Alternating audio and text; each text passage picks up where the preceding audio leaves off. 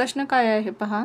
53.436 या संख्येत 4च्या उजवीकडील 3 या अंकाची स्थानिक किंमत 4च्या डावीकडील 3च्या किती पट आहे हे आपल्याला काढायचं आहे. आपल्याला संख्या दिलेली आहे आणि यामध्ये जो 4 हा अंक आहे याच्या उजवीकडील 3 हा अंक याची स्थानिक किंमत, डावीकडील 3 हा अंक याच्या स्थानिक किमतीच्या किती पट आहे हे विचारलेलं आहे. आपल्याला 4 पर्याय दिले आहेत, त्यापैकी कोणता पर्याय बरोबर आहे हे आपल्याला ओळखायचं आहे. आता पहा उदाहरण कसं सोडवायचं. प्रथम काय करू, आपण ही संख्या लिहून घेऊ. आता या संख्येमध्ये काय करायचे, आपल्याला 3 या अंकाची स्थानिक किंमत काढायची आहे.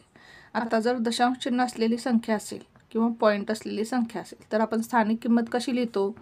तर आता हे काय 53.436.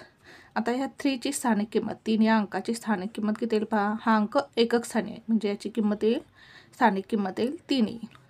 एकक दशक, 5 हा अंक दशक स्थानी आहे म्हणजेच याची किंमत किती येईल, 5 गुणिले 10 50 येईल. आता दशांश चिन्हानंतरचे जे अंक असतील त्यांची स्थानिक किंमत कशी लिहिणार आपण. हा जो 4 अंक आहे याची स्थानिक किंमत किती येईल पहा, 0.4 येईल. त्यानंतर 3 हा अंक आहे याची स्थानिक किंमत किती येईल पहा, पॉईंट नंतर 0.03 येईल, 0.03. त्यानंतर 6 या अंकाची स्थानिक किंमत काय येईल पहा, 0.006 येईल, 0.006 येईल.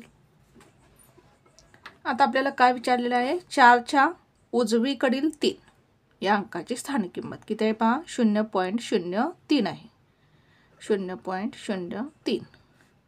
ती डावीकडील 3 या अंकाच्या स्थानिक किमतीच्या किती पट आहे.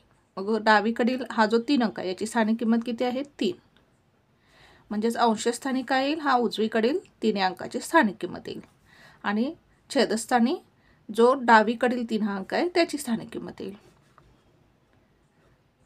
आता 0.03 हेच आपण कसं लिहू शकतो, 3 गुणिले 10चा एकक दशक शतक म्हणजे ऋण 2 घात येईल,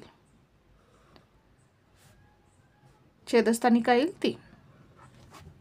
हेच कसं लिहिलं आपण, 0.03 म्हणजेच आपण 3 गुणिले 10चा -2 घात असं लिहू शकतो.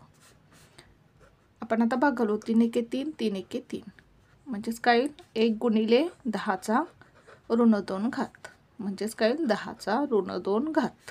1 ने कुठल्याही संख्येला गुणलं तर काय येईल, तीच संख्या येईल म्हणजेच काय येईल, आपलं उत्तर काय येईल, 10चा ऋण 2 घात. आता कोणता पर्याय आहे पहा, 4 नंबरचा पर्याय काय आहे, 10चा ऋण 2 घात म्हणजेच करेक्ट ऑप्शन काय येईल, 4 नंबरचं येईल.